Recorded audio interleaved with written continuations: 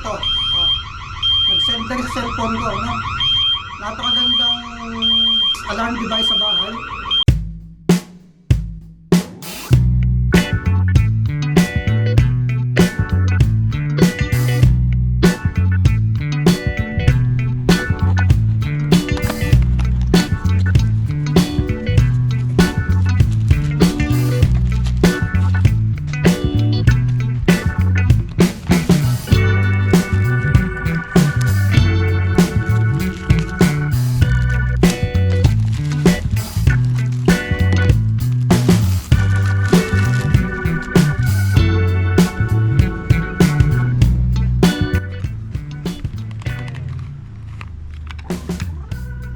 Bago natin install, maglagay muna tayo ng battery, ano? Kasi wala naman siyang kasamang battery. Ito, may binili na tayong AAA.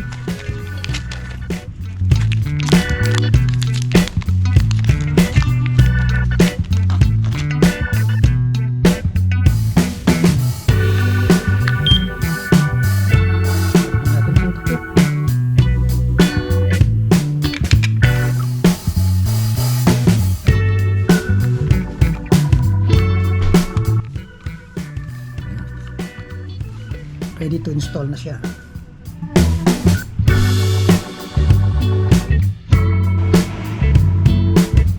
Ito, meron siyang QR code dito, Smart Life. Subukan natin i-scan yan.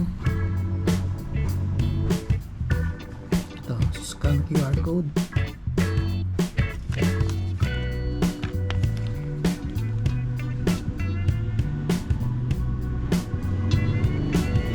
Ayun,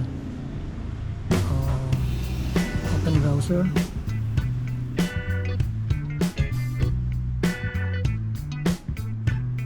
then download. So in this case, meron na akong naka-install na Smart Life. So open na lang natin. Assuming na download nyo na yung Smart Life app, add device,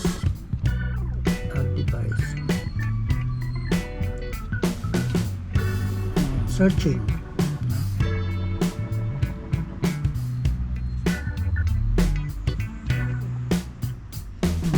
Wala. Kailangan natin sigurong i-reset ito. Set natin ito. 5 seconds. 1, 2, 3, 4, 5. Yan. Flashing. Flashing siya.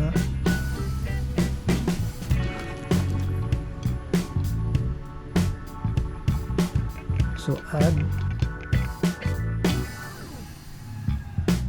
Ayun, na-detect niya na, no? Smoke detector being added. Antayin natin.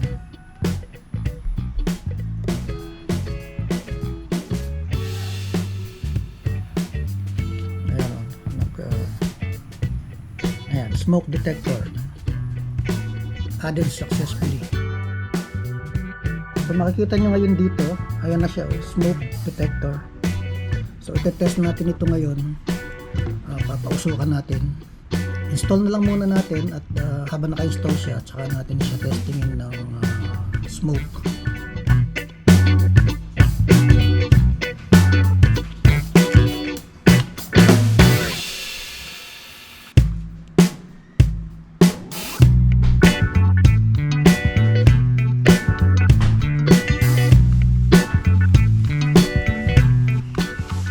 Ready to install. Okay, dito natin siya i-install kasi dito yung lugar na madalas naiiwan yung mga niluluto, no, napapabayaan. So dito natin siya install dyan sa ceiling na yan.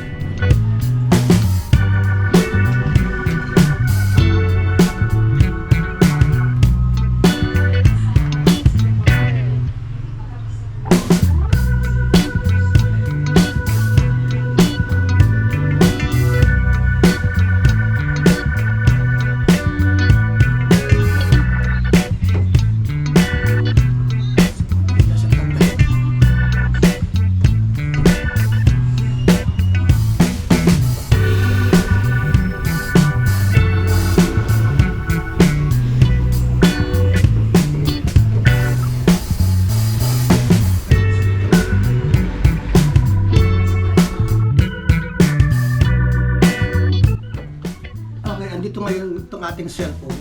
Katabi natin. Titignan natin kung magsesend ng alarm o signal sa cellphone ko.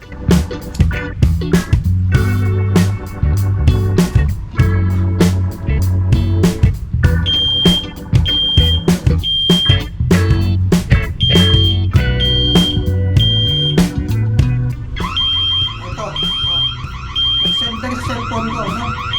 Napakagandang alarm device sa bahay. At napakadali rin gamitin. Ayun, pag pinress mo lang yung cellphone mo, mamamatay na siya.